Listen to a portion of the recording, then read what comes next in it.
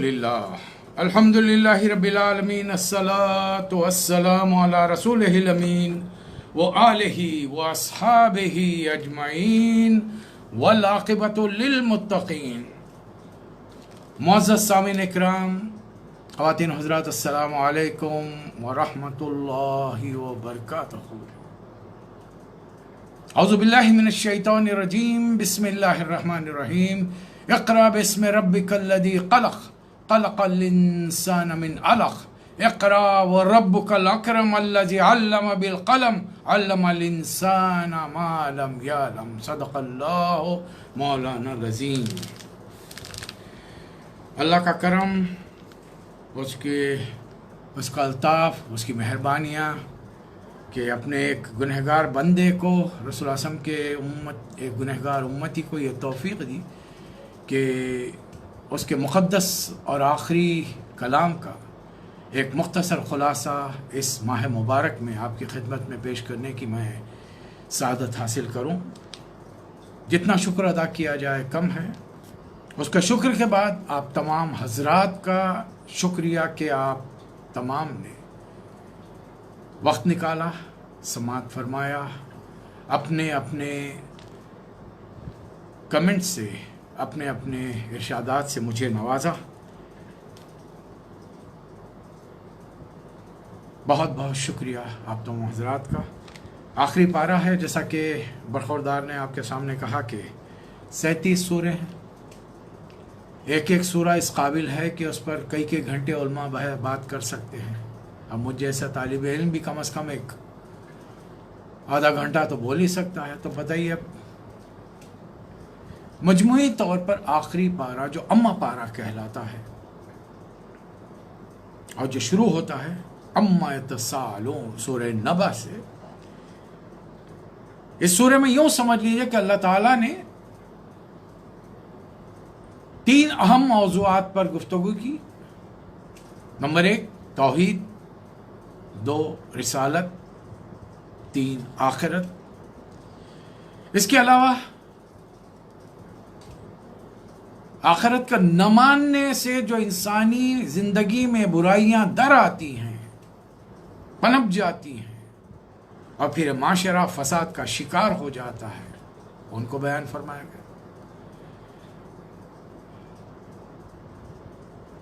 مختصراً شفاعت کا بھی ذکر کر دیا گیا۔ آخری ٹاپک سمجھ لیجئے کہ اندازاً پہلی مرتبہ تاریخ انسانی میں آخری پیغمبر خاتم النبیین حضرت محمد مصطفیٰ صلی اللہ علیہ وسلم کے ذریعے دنیا کے انسانوں کو کائنات پر غور و خوض کرنے کی دعوت دی گئی۔ کھول آنکھ زمیں دیکھ، فلک دیکھ، فضا دیکھ، مشرق سے ابھرتے ہوئے سورج کو ذرا دیکھو۔ یہ صرف دیکھنے کی چیزیں نہیں ہیں، کمندے ڈالو ان پر، جاؤ۔ یہ تمام وہ مقامات ہیں، یہ تو پہلے آسمان کے نیچے ہیں۔ تمہارے نبی تو 7 آسمانوں کو کراس کر کے اوپر چلے گئے تھے، ان کو پار کر کے چلے گئے تھے، عرش پر اللہ سے ملاقات کر کے آئے۔ تم ان کے امتی ہو، اور یہ کائنات ہم نے تمہارے لیے مسخر کر دی ہے۔ سخر لکم الشمس والقمر، ہر چیز تسخیر کر دی ہے تمہارے لیے۔ بس اب یہ ہے کہ علم حاصل کرو۔ ایک علم ہے جو خدا تک پہنچانے کا سبب بنے گا، وہ قرآن مجید ہے۔ دوسرا علم ہے یہی قرآن مجید جو دنیاوی تعلیم کے بنیادی رموز و اسرار کو تمہارے سینوں پر کھولے گا، جیسا آج سے 500 سال پہلے تک تمہارے باپ دادا آبا و اجداد کے سینوں پر اس نے کھولا تھا۔ اسپین، بغداد، قرطبہ، اندلس، یہاں اسلامک یونیورسٹیاں تھیں، اور یورپ مکمل اندھیرے میں تھا۔ وہ یہاں آتے تھے، علم حاصل کرتے تھے، لیکن جا کر انہوں نے بہت بڑا کام کیا۔ عربی میں حاصل کیا ہوا علم اپنی زبانوں میں منتقل کیا، پھر ٹک کر بیٹھ نہیں گئے۔ اس کے بعد میں وہ مسلسل لگاتار لگے رہے۔ علوم کے پیچھے، اور انہوں نے اس میں سبقت حاصل کری، ہم سے آگے بڑھ گئے۔ ہم نے اپنے باپ دادا کے تمام علوم پر اکتفا کر لیا، بیٹھ گئے زمیں جنبد نہ جنبد گل محمد، ہم بیٹھ گئے۔ لہذا آج پستی کا شکار ہے۔ 56 ممالک میں الا ماشاءاللہ کہیں پر شاذ و نادر کاریں بنتی ہیں، بلٹ ٹرینیں بنتی ہیں، راکٹس بنتے ہیں، سیٹلائٹس بنتے ہیں، جنگی سامان و اوزار بنتے ہیں ہمارے پاس۔ ہم ساری چیزیں باہر، دولت دی ہے اللہ نے، بس باہر سے خریدتے ہیں، ہم ایجاد نہیں کرتے، بناتے نہیں ہیں۔ حالانکہ وہ صلاحیتیں بھی ہم میں ہیں، اللہ نے وہ تمام صلاحیتوں سے نوازا ہے۔ اسی لیے آج میں نے شروعات جو کی پہلی وحی سے کی ہے۔ حالانکہ موجودہ قرآن میں یہ جو آخری پارہ ہے 78 نمبر سے شروع ہوتا ہے، 78 سورہ نبا، اور پہلی وحی کو اللہ تعالیٰ نے اپنی مشیت کے ساتھ، اپنی مصلحت کے ساتھ، اپنے حکم کے ساتھ نبی کریم صلی اللہ علیہ وسلم کو اسی قرآن مجید میں 96 نمبر پر رکھنے کا حکم دیا، جو پہلی آیتیں نازل ہوئی، پہلی 5 آیتیں 96، 96 نمبر، 90 پہ 6۔ اقرا بسم ربک الذی خلق، خلق الانسان من علق، اقرا وربک الاکرم الذی علم بالقلم علم الانسان ما لم یعلم۔ ان آیتوں کے ذریعے میں نے اپنی اور آپ کی یاد دہانی کرنے کی ایک ناچیز کوشش کی ہے۔ آئیے لوٹیں علم کی جانب، اور علم کا سرچشمہ قرآن مجید ہے، جس کے بارے میں آپ کے ہمارے دنیا کے سب سے عظیم الشان ہستی حضرت محمد مصطفیٰ صلی اللہ علیہ وسلم کا ارشاد عالی ہے، خیرکم من تعلم القرآن وعلم۔ تم میں بہترین وہ ہیں جو قرآن کو سیکھتے ہیں، سکھاتے ہیں۔ اب مزید نادانیاں امت سے نہیں ہونی چاہیے۔ سیکھنے سکھانے کا مطلب صرف اچھی تجوید، اچھی قرأت اور صحیح پڑھنے کے لیے زور نہ دیا جائے۔ جیسے کہ آپ لاکھ کوشش کر لے، بر صغیر کے لوگ، سب کانٹیننٹ کے لوگ عربوں کے لہجے کا مقابلہ کر سکتے ہیں۔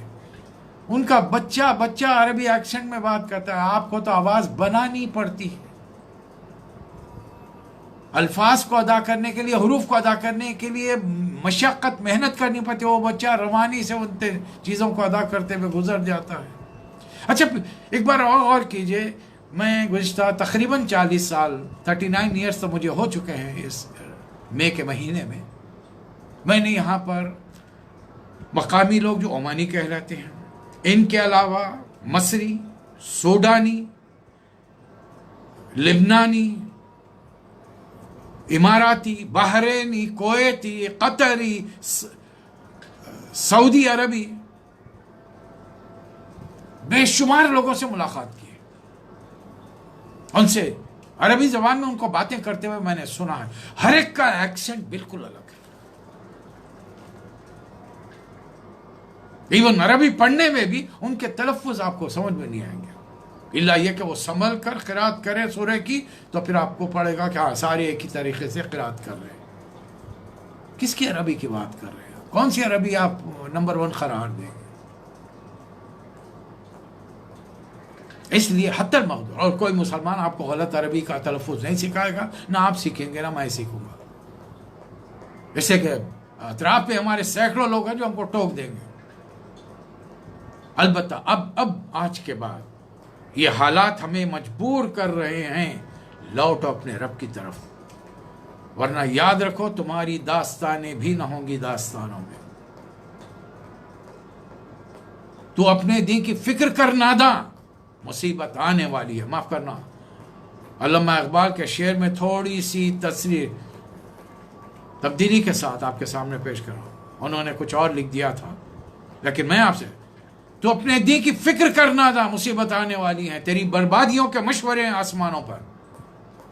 گزشتہ 200 سال سے مسلمانوں نے اللہ کے دین کو، اللہ کے نبی کو، اللہ کی کتاب کے دامن کو چھوڑ دیا ہے، اس کا نتیجہ یہی نکلے گا۔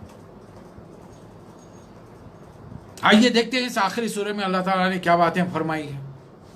پہلی چیز توحید، 4 فقروں میں آپ کو مجھے سبق سکھا دیا، whether you are a qualified person or illiterate۔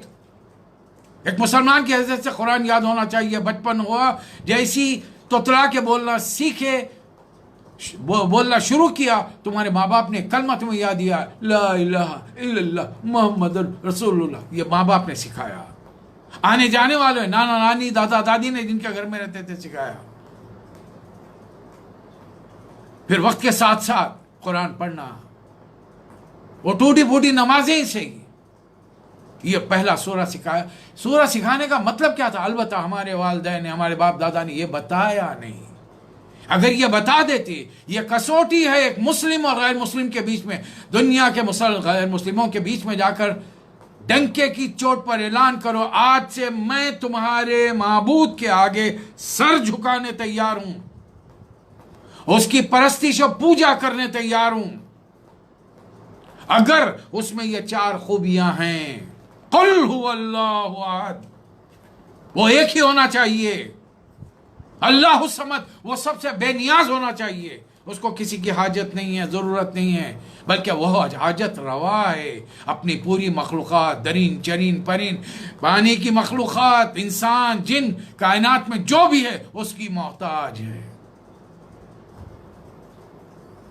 وہ اس کو کسی سے کچھ نہیں چاہیے، لا نريد منکم جزاء ولا شکر، نہ تمہارا شکریہ چاہیے، نہ تمہاری تعریف چاہیے، اس کو کچھ نہیں چاہیے اس کو۔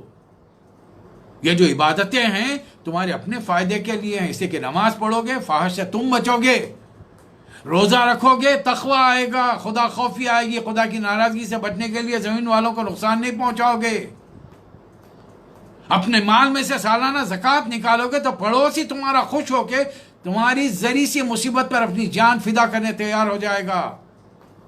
اللہ کے گھر کو جاؤ، یہ سوچ کر سفر کرو، کروڑوں جمع کر کے پیچھے رکھا ہوں، زمین جائیداد بال بچے سب کو، لیکن سفر سے واپس آؤں یا نہ آؤں پتہ نہیں۔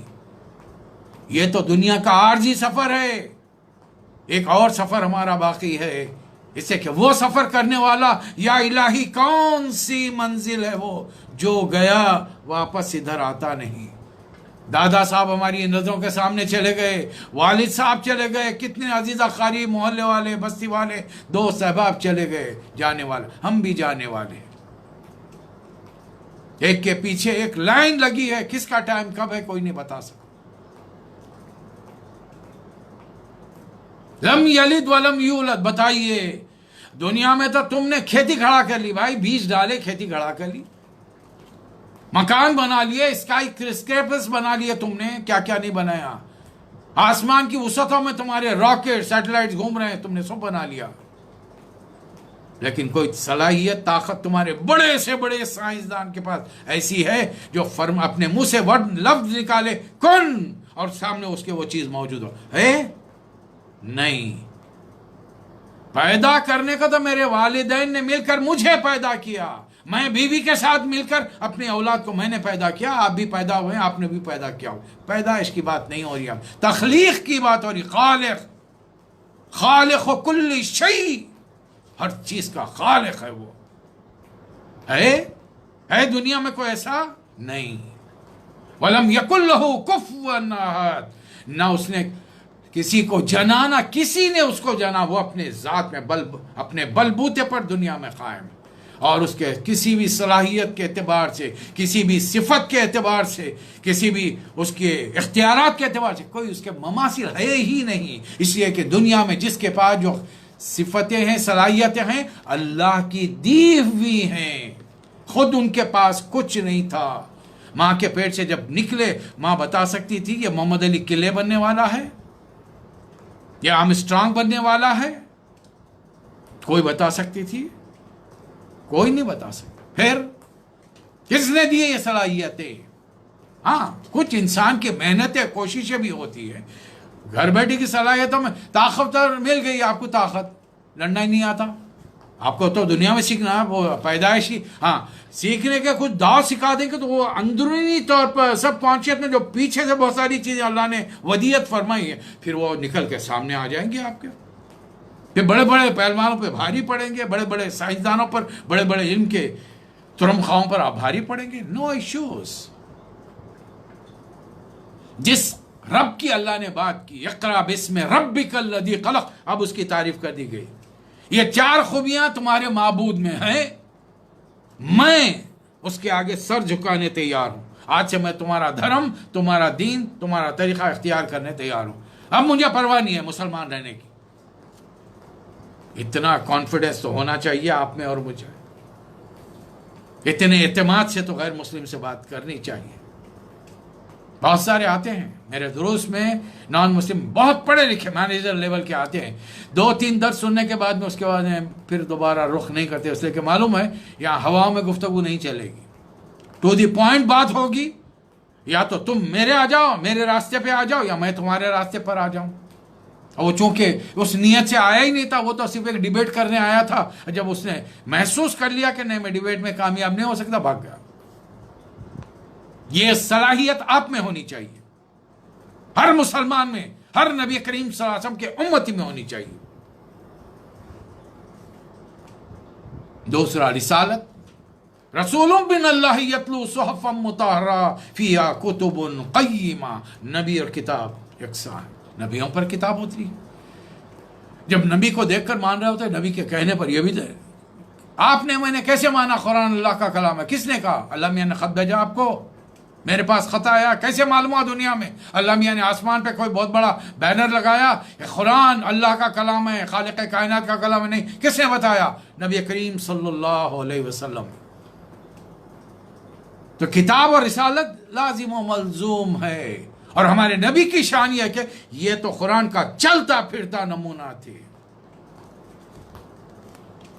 اسی لیے یہ رسالت کی تعلیم دی جا رہی ہے. والتین والزیتون وطور سینین وہذا البلد الامین. بقایا 4 چیزیں نظر آ رہی ہیں دکھنے میں.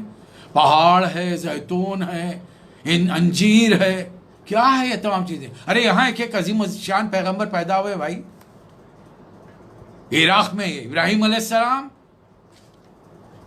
طور پر موسیٰ علیہ السلام سے کلام، فلسطین میں جہاں زیتون ہوتا ہے اسحاق علیہ السلام کی نسل سے بے شمار پیغمبر. هذا بلد الامین. نبی حضرت ابراہیم کے بڑے بیٹے اسماعیل علیہ السلام اور آپ کی نسل سے خاتم النبیین حضرت محمد مصطفیٰ صلی اللہ علیہ وسلم. بظاہر اشارے ہیں یہ. آخری پارے میں یہ باتیں ہیں. نبیوں پر ایمان لاؤ. نبیوں کو لوگوں نے مان لیا. نبی صلی اللہ علیہ وسلم نے کوئی بورڈ ہورڈنگز نہیں لگائی، پیمفلیٹ تقسیم نہیں کرائے، میں صحیح بولنے والا ہوں، نیک متقی پرہیزگار. نہیں، انسان کا عمل بولتا ہے. آپ اور میں آج سے شروع کر دیں. پہلا کام، میں زندگی میں جھوٹ نہیں بولوں. بس پہلا کام. ایک صحابی ہے، آ کے رسول اللہ صلی اللہ علیہ وسلم سے پوچھا کہ اللہ کے رسول بہت برائیاں ہیں، کھانا پینا، عورتیں، یہ وہ، ڈاکہ چوری، میں ایک برائی چھوڑ سکتا ہوں. بولیے کیا چھوڑوں؟ تو رسول اللہ نے فرمایا جھوٹ بولنا چھوڑ دو. بڑے خوش ہو گئے. ارے شراب کے بارے میں پابندی نہیں، جوئے کے بارے میں نہیں، ڈاکے کے بارے میں نہیں، عورتوں کے بارے میں نہیں، روکے، کچھ بھی نہیں. گھر چلے گئے، عشاء پڑھ کے گیا، فجر تک گھر میں بیٹھے رہنا. خیال آ کہ چلا تھوڑا سا انگور کی بیٹی سے دل لگائے. ابھی ہاتھ لگایا بوتل کو، خیال آیا اگر فجر میں نبی صلی اللہ علیہ وسلم نے، اللہ کے نبی ہیں، اگر پوچھ لیا رات کو پی تو نہیں، کیا جواب دوں گا؟ جھوٹ وعدہ کر کے آؤں، جھوٹ نہیں بول سکتا. چھوڑ دیا.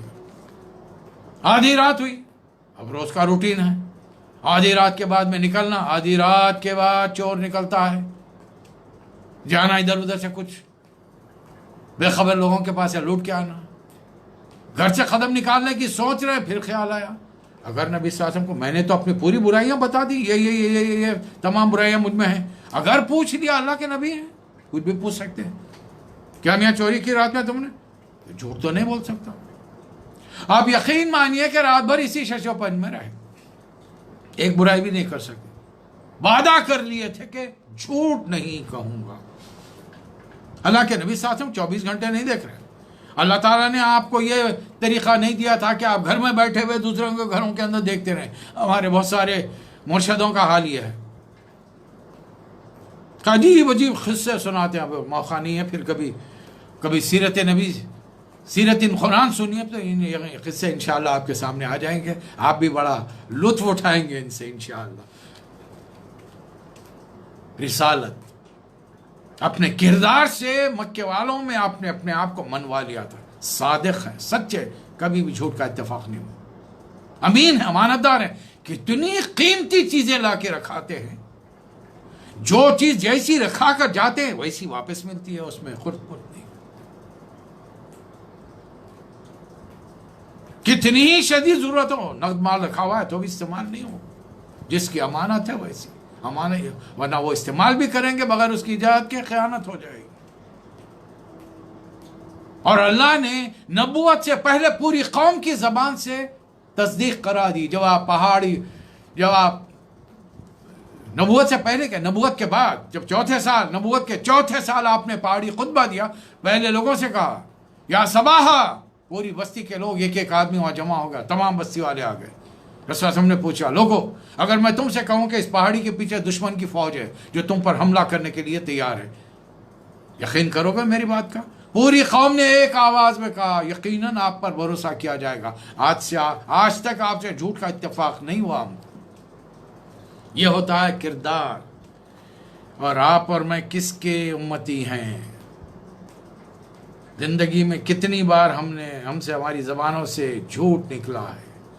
अगर हमारे वालिदैन ने उनके वालिदैन ने सख्ती से बचपन ही से हमारे साथ रवैया रखा होता, एक एक झूठ पर, छोटे छोटे बातों की झूठ पर सख्त सजाएं दी होती, जिंदगी में बड़े से बड़े नुकसान को बर्दाश्त कर लेते।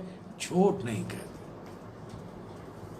मैं ये नहीं कह रहा हूं कि आप झूठ कहते, लेकिन अतराफ में देखिए ना, चंद सिक्कों के मुनाफे की खातिर हम कसमें खाते, अल्लाह की कसम इतने में लाया हूं। ये तो उम्मत मुस्लिमा का एक मेजॉरिटी का हाल हो चुका है। और पूरी कौम ने कहा कि नहीं, आपकी बात मानी जाएगी।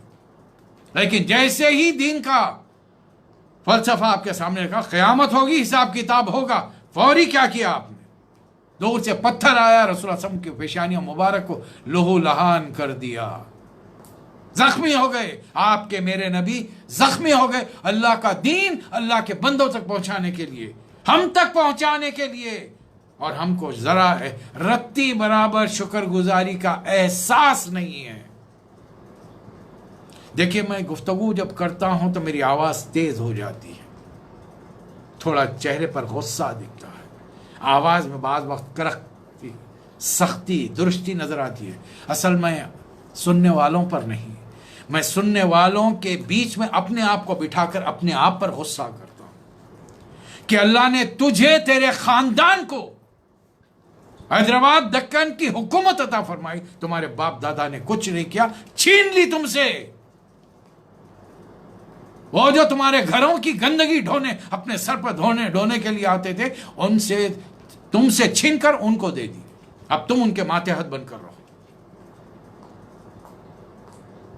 हम तो जब पैदा ही नहीं हुए थे जब हुकूमत हाथ से 1948 में छीन ली गई, लेकिन खानदान तो वही कहलाएगा ना। करता कोई है, आने वाली नस्लें भुगतती हैं। लम्हों की खता होती है, सदियों तक सजा पाई जाती है। आज ये अरब की एक बड़ी आबादी हैदराबाद के अंदर है। वहां के हमारे खानदान के हुक्मरानों ने मुलाजिमतें दी हैं, और आज हम इनकी मुलाजिमत में यहां पर आए हुए। ये जमाने के तिलकल अय्याम नुदाविलुहा बैनन नास, ये इस तरीके से हम दिनों को गर्दिश करते रहते हैं। देखिए, दुनिया चंद रोजा है, खत्म होने वाली। نبوت. کون سا ایک مسلمان ہے جو اپنے دل میں رسول اللہ علیہ وسلم کے لیے محبت کا جذبہ نہیں رکھتا؟ زبان سے جھوٹے منہ کہہ دے میں محمد صلی اللہ علیہ وسلم سے محبت نہیں کرتا. کوئی مسلمان نہیں کہے گا. یہ شرابی ہوگا، جواری ہوگا، دنیا کا برا کرپٹڈ انسان ہوگا، کسی مسلمان میں ہمت نہیں ہے. ہو سکتا ہے مسلمان خدا کا انکار کر دے، کمیونسٹ بن جائے، لیکن اس میں بھی یہ ہمت نہیں ہوگی کہ رسول اللہ صلی اللہ علیہ وسلم کی محبت اس کے دل میں نہیں ہے بول کر اس کا اقرار کرے. وہ نہیں کرے گا. تو پھر اس محبت کا تقاضا کیا ہے کہ میں اپنے نبی کے جیسا بن جاؤں جس کا اللہ نے حکم دیا ہے. لَقَدْ كَانَ لَكُمْ فِي رَسُولِ اللَّهِ أُسْوَةٌ حَسَنَةٌ لِمَنْ كَانَ يَرْجُو اللَّهَ وَالْيَوْمَ الْآخِرَ وَذَكَرَ اللَّهَ كَثِيرًا.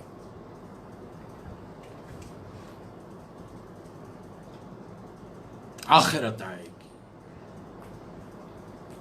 اس کے لیے تو اللہ تعالیٰ نے سورہ نازل فرما دیا، سورہ قیامہ. اور ابتدا میں اس سے پہلے جو سورہ نازل فرمائے مکے والوں کو انہوں نے جھنجھوڑ کے رکھ دیا.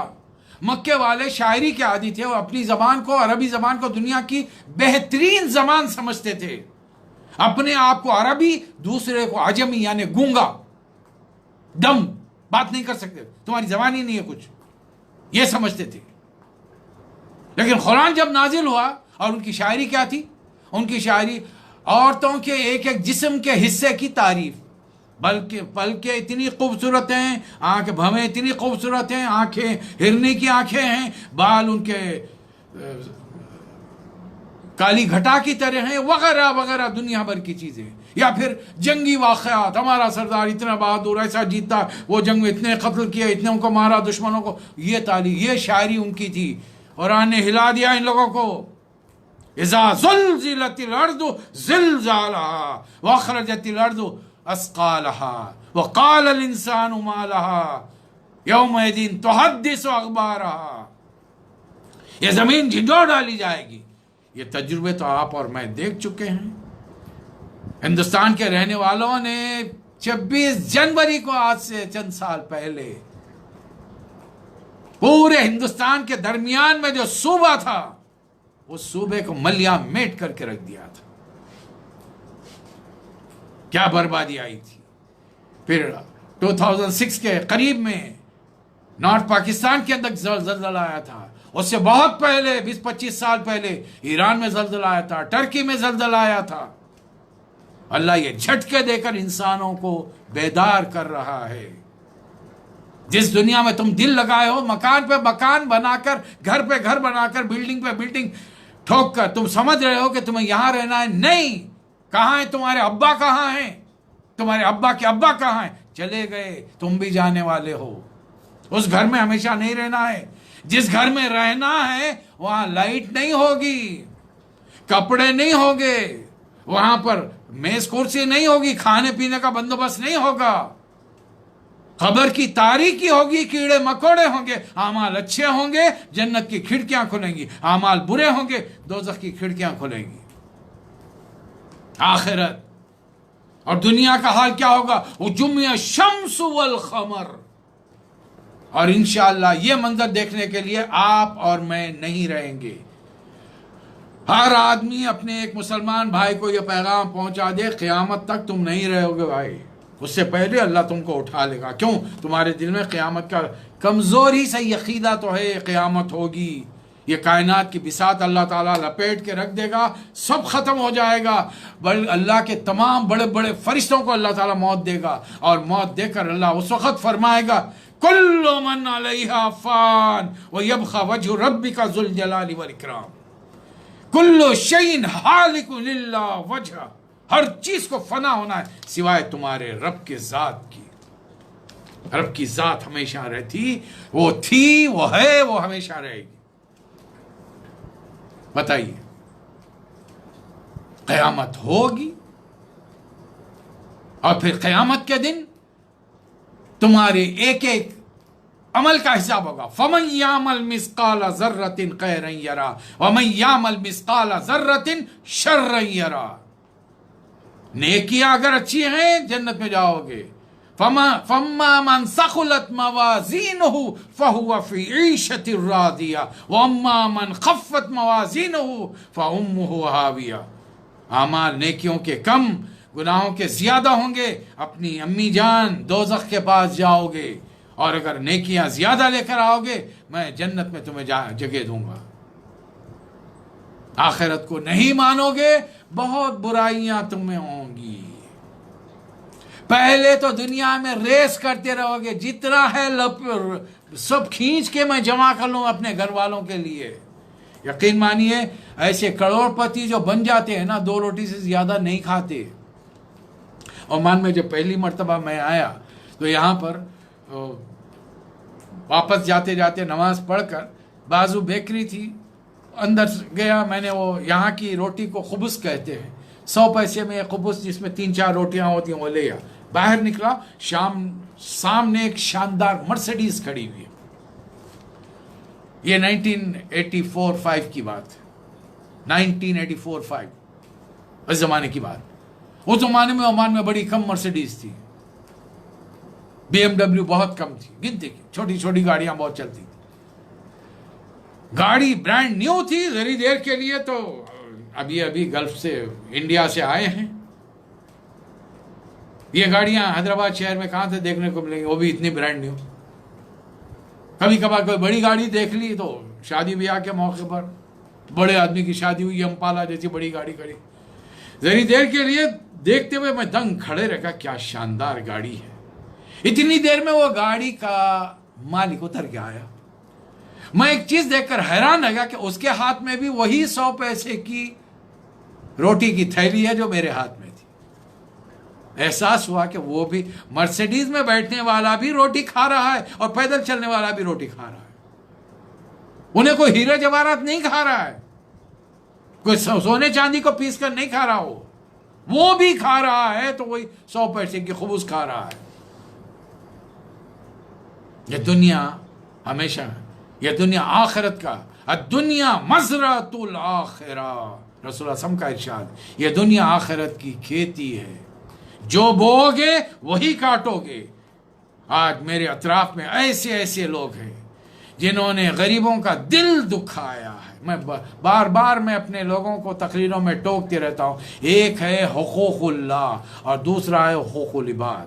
حقوق اللہ نمازوں، روزوں، زکوٰۃ، حج میں اگر کوتاہی ہو تو شاید معاف کر دے اللہ تعالیٰ، لیکن یاد رکھیے آپ، اللہ تعالیٰ کسی بندے کے حق کو اگر میں نے ناحق مارا ہے، اللہ مجھے معاف نہیں کرے گا، اور قیامت میں مجھ سے کہے گا تو نے اسے یہ وقت یہ نقصان پہنچایا تھا، اس کو ادا کر، اور اس وقت ہر انسان خالی ہاتھ ہوگا۔ اللہ کا حکم ہوگا اس کے نقصان کو پورا کرنے کے لیے اس کی نیکیوں میں سے لے کر اس کے کھاتے میں ڈال دو۔ بتائیے، اب اس کو رسول صلی اللہ علیہ وسلم کی حدیث کی مثال میں سمجھیے۔ صحابہ اکرام سے پوچھ رہے ہیں، جانتے ہو مفلس کون ہے؟ صحابہ اکرام نے عرض کیا، اللہ رسول بہتر جانتے ہیں۔ میری امت کا مفلس وہ ہے جس نے بہت نمازیں پڑھی ہوں گی، روزے رکھے ہوں گے، حج کیے ہوں گے، عمرے کیے ہوں گے، زکاتیں صدقہ و خیرات کی ہوگی، لیکن قیامت میں جب آئے گا ایک ایک کو نقصان پہنچا، کسی کو زبان سے، کسی کو مال سے، کسی کو اپنے عہدے کے ذریعے کہیں نہ کہیں نقصان پہنچا کے آیا ہوگا، اور اس کی ساری نیکیاں بانٹ دی جائیں گی، پھر بھی لوگوں کا مطالبہ کم نہیں ہوگا، لوگوں کے گناہ اس کے کھاتے میں ڈال دیے جائیں گے۔ یہ ہوگا میری امت کا مفلس۔ لیکن بے شمار لوگ دن رات یہ باتیں سننے کے باوجود اپنے عادات نہیں چھوڑتے، اپنی حرکتوں سے باز نہیں آتے، اپنے لوگوں کو، اپنے مسلمان بھائیوں کو، دیکھیے نقصان کے معاملے میں حقوق العباد میں مسلم غیر مسلم کا کوئی تصور نہیں۔ اگر میری ذات سے کسی غیر مسلم کو تکلیف پہنچتی ہے، اللہ تعالیٰ قیامت کے دن مجھے اس کی سزا دے گا۔ یہ بہت اچھی طریقے سے ہم لوگوں کو جان لینا چاہیے۔ اور یہ دن رات زمین پہ ہم پھر رہے ہیں، یہ زمین میری اور آپ کی ویڈیوگرافی تیاری کر رہی ہے، یہ ہوا میری اور آپ کی آڈیوگرافی تیار کر کے رکھ رہی ہے، اور قیامت میں خود بات کرے گی۔ رسول اللہ صلی اللہ علیہ وسلم نے اپنے امتیوں کو، اپنے صحابہ کو سمجھایا، اس زمین سے ڈر کے رہو، کل قیامت کے دن یہ اپنے اوپر گزرے ہوئے تمام واقعات، پروردگار یہ بندہ تیرا فلاں وقت رات کے اندھیرے میں یہ کام کر رہا تھا، نیک ہو یا برا، وہ تمام چیزیں بیان کریں گے۔ ہمارے جسم کے اعضاء بیان کریں گے، آنکھیں کیا کیا اچھا دیکھا کیا برا دیکھا، ہمارے کان کیا اچھا سنا کیا برا سنا، ان ہاتھوں سے کیا اچھی چیزوں کا ہاتھ لگایا کیا برا ہے۔ ایک ایک چیز جسم کا ایک ایک عضو ہمارے خلاف گواہی دے گا یا ہمارے حق میں گواہی دے گا۔ قیامت کو نہ ماننے سے انسان انتہائی، وہ یمنعون الماعون، استعمال کی چیزیں دینے سے بھی روکتا ہے۔ میں کسی کو نہیں دوں گا، البتہ دوسروں کا لینے کے لیے شیر، اپنے تعلقات دکھا کر، اپنا عہدہ دکھا کر، اپنا زور دکھا کر مجھے دو، میں تمہیں نہیں دوں گا، تم کو نہیں دوں گا۔ کیا زندگی ہے انسان کی، خود غرضی کی انتہا کی حدوں پر انسان پہنچ جاتا ہے۔ اپنی چھوٹی سی ضرورت کے لیے کسی کو کتنی تکلیف ہوتی ہے وہ برداشت نہیں کرتا۔ حالانکہ مسلمان کی شان یہ ہے کہ اپنے بھائی کو تکلیف میں دیکھے تو اسے کہے کہ بھائی تو آرام کر، میں یہ کام کر لوں گا، میں یہ کام کروں گا تیری وجہ سے، کوئی مجھے نہیں۔ ارے ہمارے نبی نے کام کیا ہے یار، خندق کھودی جا رہی ہے، مٹی ہے، پورے جسم میں مٹی پھیل چکی ہے، بالوں میں خاک آ چکی ہے، سینے کے اوپر مٹی جم چکی ہے، عام صحابہ اکرام کے ساتھ خندق کھود رہے ہیں۔ یہ نہیں فرمایا میں اللہ کا خاتم رسول خاتم النبیین ہوں، مجھے تو آرام سے بٹھا دو، پنکھے دو چار آدمی کھڑے رہ کے جھلتے رہیں، میں تو سکون سے رہوں گا، تم خالی کام کرو۔ نہیں، یہ ہمارے نبی کا طریقہ نہیں ہے۔ خود تکلیف اٹھاؤ، اپنے ماتحتوں سے تم کام لے رہے ہو، اپنے ذمہ داروں سے چھوٹوں سے کام لے رہے ہو، ہاتھ بٹاؤ ان کا، اور جب کام کر لے تو کم از کم اگر یہ کچھ دے نہیں سکتے، اتنے دل بخیل اور تنگ ہو چکا ہے، دے نہیں سکتے، مسکرا کر شکریہ ادا کرو۔ انسان وہ بھی نہیں کرتا۔ پھر ایک اللہ تعالیٰ نے موضوع لے لیا، شفاعت ہوگی بھائی، شفاعت تو ہوگی۔ کون کرے گا شفاعت؟ یوم یقوم الروح والملائکۃ صفا لا یتکلمون الا من اذن له الرحمن وقال صوابا۔ قیامت کے دن سب ادب سے ہاتھ باندھ کر اللہ کے سامنے صف باندھے کھڑے ہوں گے، فرشتے کھڑے ہوں گے، نبی کھڑے ہوں گے، تمام امتی انسان کھڑے ہوں گے، جن کھڑے ہوں گے، لا یتکلمون، ایک لفظ نہیں کہیں گے۔ مولوی صاحب کی باتوں پہ مت جائیے، وہ جو قصے کہانیاں سناتے ہیں یہ سب اوٹ پٹانگ چیزیں ہیں۔ قرآن سنیے، قرآن کیا کہہ رہا ہے، کسی کی مجال، جب اللہ فرما رہا ہے کسی کی آواز نہیں نکلے گی جب تک اللہ اجازت نہیں دے گا، تب بات اللہ کی مانی جائے یا مولوی صاحب کی مانی جائے؟ بے تک کے قصے سنا کر ایسا ہو گیا ویسا ہو گیا، اب وہ حضرت جاتے جاتے پورے مریدوں کو لے جا رہے ہیں، جبکہ ان کے مریدوں میں بے شمار لوگ آج کے سب کانٹیننٹ میں جتنے ہیں آدھے سے زیادہ اسمگلر ہیں، چور ہیں، ڈاکو ہیں۔ صرف ان کے نام پر لے کے کھانا کھلا دیے، ان کے درگاہ پر جا کے غلے میں پیسے ڈال دیے، جنت مل گئی؟ ایسے کیسے مل جائے گی جنت؟ کیا اللہ بہترین جج نہیں ہے؟ الیس اللہ باحکم الحاکمین، کیا اللہ تمام ججوں سے بہتر جج نہیں ہے؟ ارے دنیا کے مقدمات میں ہم دیکھتے ہیں کہ اگر کوئی مقدمے کا فیصلہ کوئی جج غلط دے، ساری دنیا تھو تھو کرتی ہے۔ آج بھی ڈاکٹر عافیہ، ایک کمزور عورت، اس کو سزا کیا دی گئی ہے؟ تو نے ایک امریکن کو مارنے کی کوشش کی، لہذا تیری سزا، ماری نہیں، گولی نہیں چلا، حالانکہ اس خاتون کا جتنا وزن ہے ایک رائفل کا وزن اتنا ہوتا ہے، وہ کیا گولی چلائے گی؟ اور وہاں کے اس بدترین جانور نما انسان نے، جج نے، ایک عورت کو، وہاں سارے ہیومن رائٹس آنکھیں بند کر کے بیٹھ گئے، سوتے رہے، 84 ایئرس کی سزا دی ہے۔ Can you believe? ایک عورت کو ذرا سوچ کے دیکھیے۔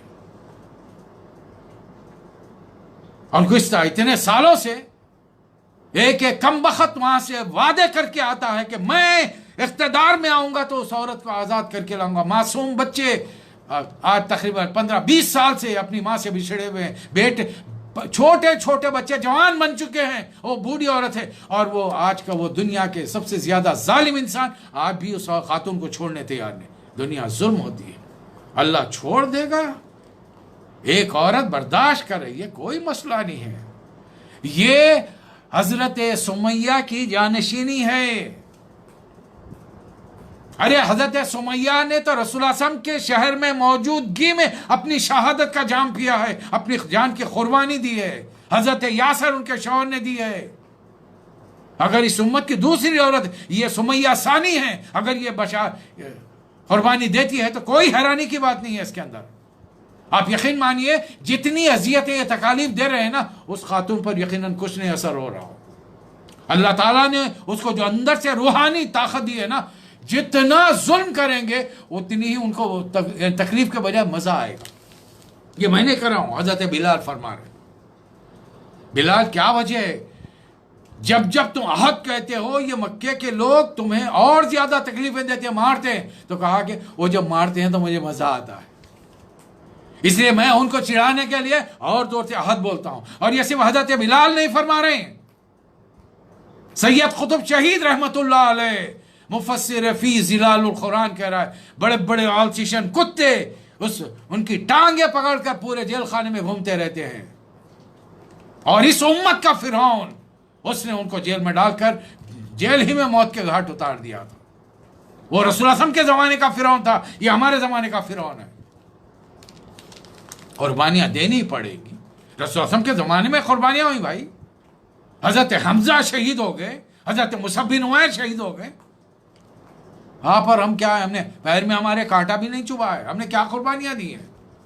ہمارا ایمان کدھر ہے؟ اللہ پر، توحید پر، رسالت پر، آخرت پر.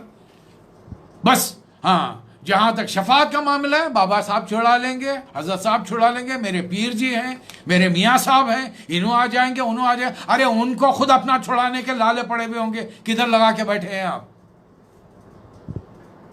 زیادہ دیر نہیں ہے. دیکھیے میں آپ لوگوں کے لیے دعا کر رہا ہوں، اللہ آپ کو سب کو 100 سال کی عمر دے دے، مجھے چھوڑ کر. مجھے نہیں چاہیے عمر، 10 سال بھی نہیں چاہیے مجھے، بہت ہو چکا دنیا کے اندر. اس دنیا میں جب تک رہیں گے سوائے گناہ سمیٹنے کے، بس میں تو یہی دعا کرتا ہوں جب تک اس دنیا میں میرے لیے خیر ہے مجھے رکھ پروردگار، ورنہ فوری اٹھا لے. کیا کریں گے 100 سال جیت کر؟ جب بوڑھے ہو جائیں گے تو آپ کے گھر کے، آپ کے اولاد آپ سے بیزار ہو جائے گی، بیوی بیزار ہو جائے گی آپ سے.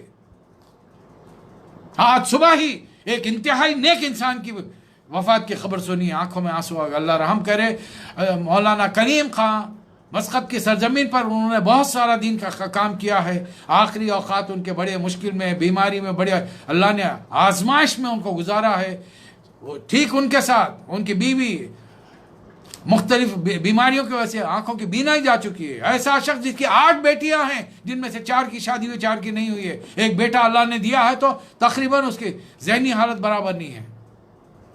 بڑے طویل عرصے کے بعد اللہ تعالیٰ نے بلا لیا ان.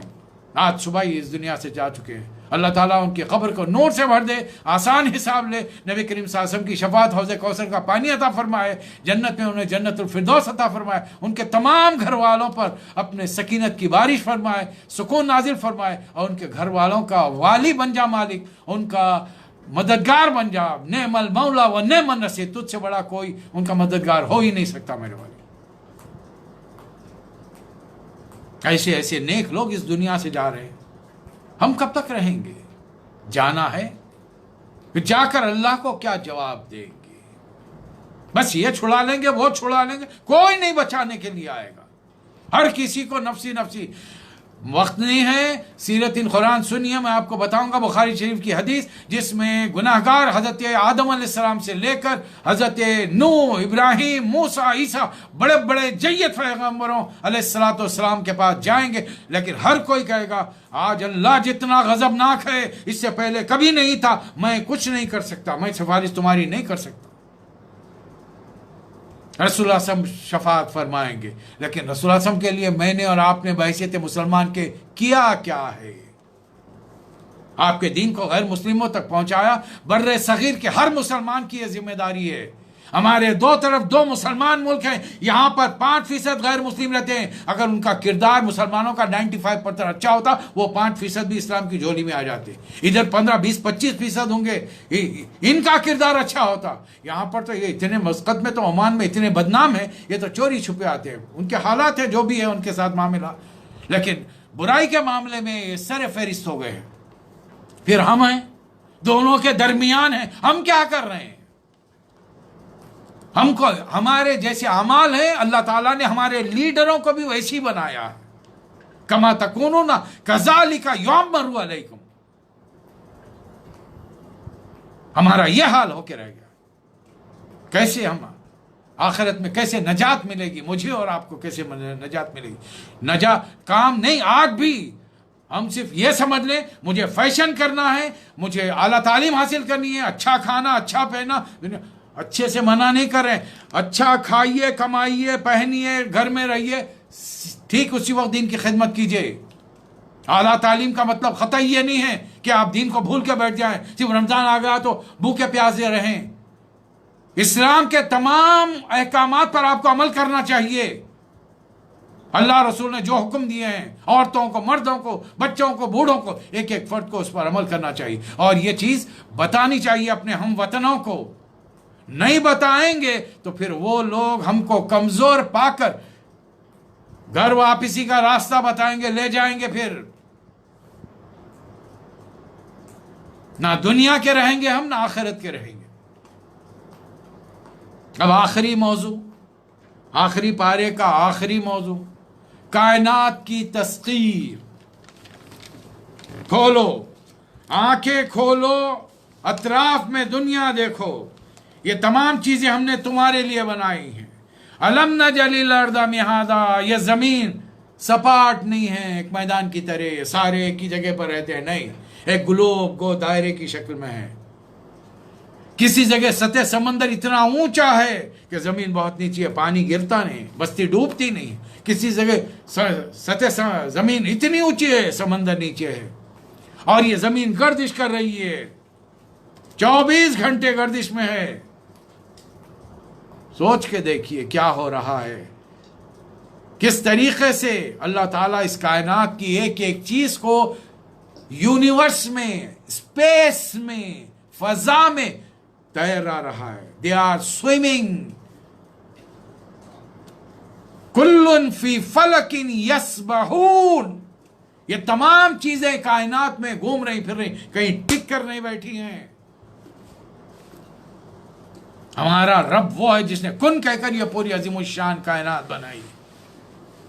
تو پھر ان تمام چیزوں کے بارے میں اللہ فرما رہا ہے والجبال اوتادا. یہ زمین تمہیں لے کر کبھی کی ایک کونے سے دوسرے کونے میں ڈالتی، زمین پہ زندگی ہو ہی نہیں پاتی. ہم نے اس زمین کو ایک ماڈریٹ سپیڈ میں چلنے کے لیے پہاڑ ٹھوکے ہیں، کھیلے گاڑے یہاں پر، اور ہر چیز کے جوڑے بنائے ہیں. تمہارے بھی جوڑے، خلقناکم ازواجا. رات نیند کے لیے بنائی، دن کام معاش کے لیے. وجعلنا النہار معاشا. اور تمہارے اوپر بنائنا فوقہم سبعا شدادا. 7 آسمان نہیں دیکھے، سائنس کو نہیں معلوم. سائنس کو تو میں چیلنج کر رہا ہوں آپ کے سامنے، ابھی تک دس ڈیٹ، آج کی تاریخ میں، اور آج تاریخ 23 میں 2020، سائنس کو یہ پتہ نہیں چلا کہ زمین سے پہلے آسمان کا ڈسٹینس کتنا ہے. تو اس کو یہ پتا کیسے چلے گا کہ اس کے اوپر ایک آسمان ہے، اس پر 6 آسمان اور ہیں، اس کے اوپر اللہ کا عرش ہے. 3 بڑی قومیں یہ بات مانتی ہیں، یہودی مانتے ہیں، عیسائی مانتے ہیں، مسلمان مانتے ہیں. دنیا کی آبادی کا 60% انسان یہ جانتا ہے اس کائنات کا ایک خالق ہے، مالک ہے. البتہ کچھ نے اپنے عقیدے بگاڑ لیے. ہم نے آسمان سے پانی نازل فرمایا ہے، اس سے تمہارے لیے میوے، پھل، پھلاری، اناج، غلے، ترکاریاں، دال، ایک ایک چیز تمہارے. یہ زبان کے لوتھڑے میں 9000 کھانے ہیں، جس میں ہر کھانے میں ایک مزہ ہے، ٹیسٹ ہے. میٹھے سے میٹھا، کھارے سے کھارا، کڑوے سے کڑوا، کھٹے سے کھٹا. اس سے بڑھ کر کیا چاہیے آپ؟ کبھی غور کرو. اور ایک زمانے میں ایک صاحب ڈاکٹر ہوتے تھے, حکیم طبیب کہلاتے تھے, سارے کام وہی کرتے تھے, سارے ہر قسم کا علاج وہی کرتے تھے. آج نہیں ہے. باہر اگر لکھا ہوا ہے سرجن, آپ جا کے کہیں صاحب میں پڑوس میں رہتا ہوں, آپ کا پڑوسی ہوں, I am getting heart attack, انہیں بولے گا I am very sorry, extremely sorry, I am not a cardiac doctor, please just go to cardiac, I am a surgeon, I can operate you, میں تمہارے زخموں کو درست کر سکتا ہوں, ہڈیوں کو بٹھا سکتا ہوں, دل کا علاج نہیں کر سکتا. دل کے ڈاکٹر کے پاس جائیے, میں تمہاری آنکھ کا علاج نہیں کر سکتا, آئی ایم ناٹ این آپٹھالمولوجسٹ, میں یہ کام نہیں کر سکتا, آئی ایم ناٹ اے گائنیکولوجسٹ. ہر ایک کا ایک فیکلٹی بن چکی ہے دنیا کے اندر, اور یہ محمد صلی اللہ علیہ وسلم کے لائے ہوئے علم کی وجہ سے دنیا نے ترقی نہیں کی. دنیا والوں کو بتائیے آپ کو, they have not progress, they stolen things from us, then they got the progress. ہمارے پاس سے چیزیں چرا کر, اس میں البتہ انہوں نے اس ایک بات کا ماننا پڑے گا, انہوں نے یہ علم حاصل کرنے کے بعد وہ خاموش نہیں بیٹھے, انہوں نے مسلسل جد و جہد کی, ایکسپیریمنٹس کیے اور کامیابی حاصل کی. اللہ تعالیٰ نے ان کو دنیا کے اندر وہ پہنچا دیا. یہ چیزیں بار بار ہیں. اللہ تعالیٰ ہر جگہ ہم سے فرما رہا ہے کہ یہ تمام کائنات کے اندر ہوتے رہیں گے, پھر جنت و دوزخ کے معاملات ہوتے رہیں گے, قیامت ہوتی رہے گی. قیامت آئے گی تو حساب کتاب دینا پڑے گا ایک ایک چیز کا. کائنات ہو, کائنات کو آسان بناؤ, دنیا کو اپنی آسان بناؤ. دنیا والوں نے بنا دیا. آج یہ چھوٹا سا موبائل, اس میں دنیا کے کسی کونے میں فون کر کے بات کر سکتا ہوں. ذرا اس سے بڑا والا ہوگا, آئیمو لائیو دیکھ کے بات کر سکتے ہیں. کتنی ترقی ہو گئی ہماری. لیکن یہ ترقی کا نتیجہ کیا ہے؟ کیا ترقی کرنے سے انسان مرنا چھوڑ دیا؟ وہ سارے سائنسدان مرے نہیں آج تک, چلے گئے. وہ کسی بڑی بڑی پوزیشن پہ انسان تھے, چلے گئے. زمین کھا گئی آسماں کیسے کیسے. تو آخرت ہوگی. دنیا کی ترقی اسی میں ہے کہ انسان قرآن کے ساتھ تعلق جوڑ کر اللہ کی کائنات پر غور و خوض کرے. کائنات کے اسرار اللہ تعالیٰ کھولے گا اور انسان کی زندگی اور آسان ہو جائے گی. اس زمین کو تم جنت نشان بنا دو محمد صلی اللہ علیہ وسلم کے امتیوں. یہ اللہ کا پیغام ہے. اس سورے کا نچوڑ یہی ہے. توحید مانو, رسالت, آخرت مانو, شفاعت کے بارے میں عقیدہ رکھو, لیکن ہر کسی کو شفیع مت سمجھو, اس لیے کہ قرآن میں آگے اللہ نے فرمایا ہے وَلِلَّهِ الشَّفَاعَةُ جَمِيعًا, ساری کی ساری شفاعت اللہ کے پاس ہوگی. وہ جس کو چاہے گا اجازت دے گا, جس کے لیے چاہے گا اجازت دے گا. ہر کوئی ہر کسی کی شفاعت اور سفارش ریکمنڈیشن نہیں کر سکتا. چلیے, عمان میں تو اعلان ہو چکا ہے, کل عید ہے. اب ایک مسئلہ یہاں کھڑے رہ گیا. اب لوگ کیا کہہ رہے ہیں, میرے پاس بھی کئی ٹیلی فون آ گئے, سب بولیے کیا کرنا چاہیے. عید کی نماز پڑھی. نہیں, لوگوں نے کچھ نہیں, ہم کو مشورہ ملا ہے, واٹس ایپ پہ پیغام آیا کہ عید کی جگہ پر آپ چاشت پڑھ لیجئے, تو چاشت میں 2 رکعت خطبے کی جگہ ہو جائیں گے, 2 رکعت عید کی نماز کے لیے ہو جائیں گے. میں نے ان سے ایک سوال کیا, چاشت تو روز کی نماز ہے اور عید کی نماز تو سال میں ایک بار آتی ہے. عید الفطر ایک ہی بار آئے گی, 2 بار نہیں ہوتی. عید الاضحیٰ ایک ہی بار آئے گی. چلیے, میں آپ کے سامنے کس نے کیا کہا مجھے بحث نہیں ہے. میں رسول اللہ صلی اللہ علیہ وسلم کا ایک پیغام آپ کے سامنے رکھ رہا ہوں. نبی صلی اللہ علیہ وسلم مدینہ منورہ تشریف لے گئے. آپ نے دیکھا کہ مدینے کے لوگ کچھ خاص دنوں کے اندر ایک تہوار منا رہے ہیں. پوچھا یہ کیا بات ہے؟ کہا کہ یہ دنوں کو ہم نے مخصوص کر رکھا ہے, اس میں ہم کچھ کھانے پینے کا بندوبست کرتے ہیں, ناچ گانے کا, تہوار ہے, خوشی کا موقع, اوکیزن سیلیبریٹ کرتے. رسول اللہ علیہ وسلم نے تمام مسلمانوں سے مخاطب ہو کر فرمایا, ان دنوں کی جگہ پر اللہ تعالیٰ نے تمہارے لیے 2 بہترین دن نازل فرمائے ہیں, عید الفطر, عید الاضحیٰ.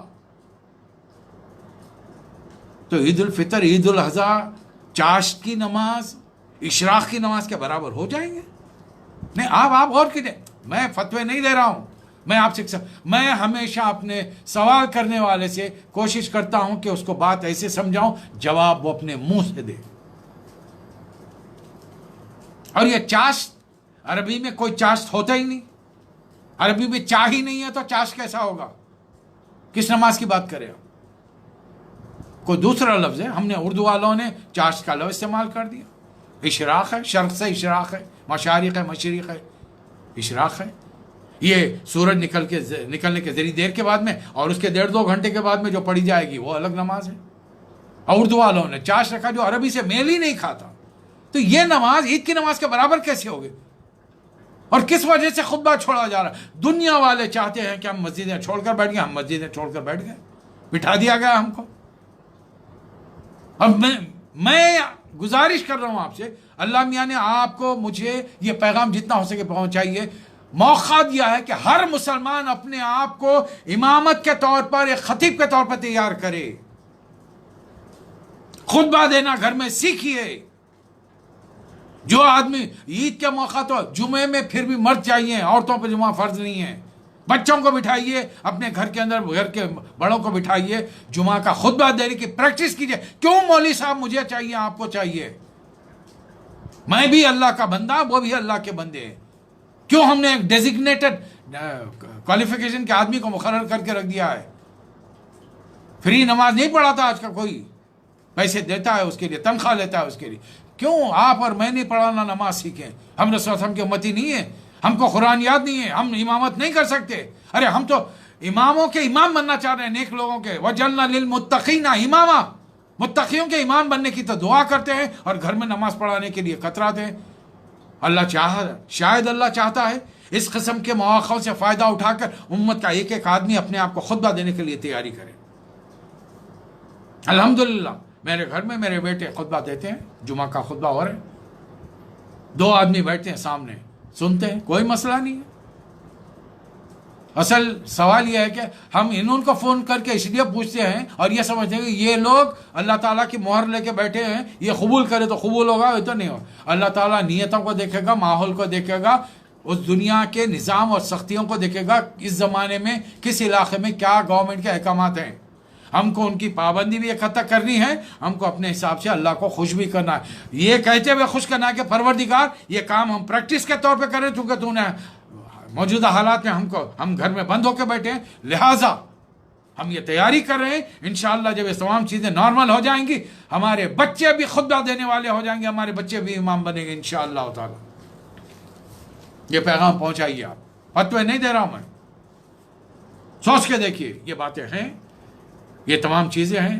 اب یہ جو پڑھ کے آتے ہیں مدرسوں کے، بس لکیر کے فقیر بنے ہوئے چند وہ پرانا وہ نصاب پڑھ کے آ رہے ہیں جو آج کے زمانے میں آؤٹ آف ڈیٹ ہو چکا ہے.